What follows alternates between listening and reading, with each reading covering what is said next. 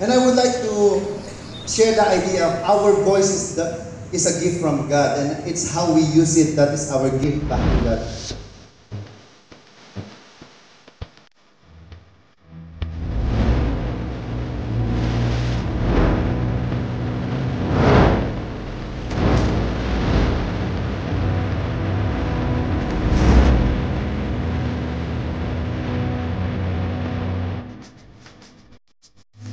And say hi to your seat, please. Say hi. Hindi pa, hindi mo sabihin mo ito. Kayo, ang swerte mo talaga. Sa totoo lang, kung may magpapanimula sa action speaks louder than words. Kasi kung magmahal sobra,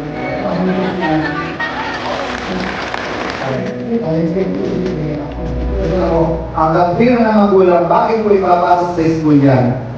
Kung may mga sabi naman siyang ayaw na matutuwa.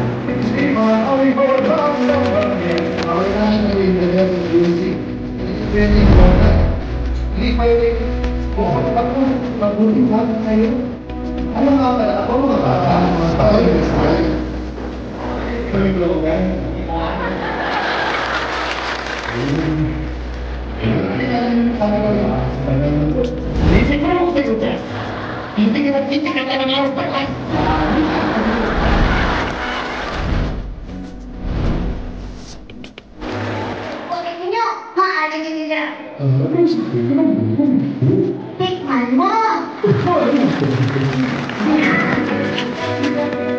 Especially nowadays, hindi nila na-realize that their voice can move mountains and their voice can change lives positively. Tama po ba?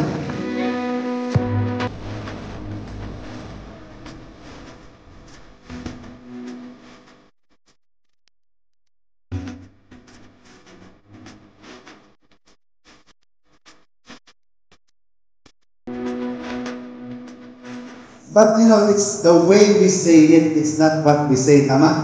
And it's how we say it. So ako po bilang isang motivational speaker, sabi ko, that gift of God na binigay niya sa akin, I will use it to help more people.